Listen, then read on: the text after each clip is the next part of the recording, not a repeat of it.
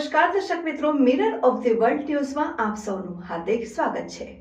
વડતાલ ધામમાં શ્રી ગોપાળાનંદ સ્વામી અતિથિ ભુવનનું વિસ્તરણ હાથ ધરાશે। નવા 205 રૂમના અતિથિ ભુવનનું પૂજ્ય લાલજી મહારાજ તથા સંતોના હસ્તે ભૂમિપૂજન સંપન્ન 1 વર્ષમાં કામ પૂર્ણ થશે। ડોક્ટર સંત સ્વામી વડતાલ શ્રી સ્વામિનારાયણ સંપ્રદાયના સર્વોચ્ચ તીર્થધામ વડતાલ ધામમાં ઉત્સવ સમયા કે પૂનમના દિવસે લાખો યાત્રિકો દર્શનાર્થે આવતા હોય છે, ત્યારે ભક્તોને ઉતારા માટે પડતી અગવડતાને ધ્યાને લઈ વડતાલ ધામમાં 205 રૂમનું શ્રી ગોપાળાનંદ સ્વામી અતિથિ ભુવનનું વિસ્તરણ થવા જઈ રહ્યું છે।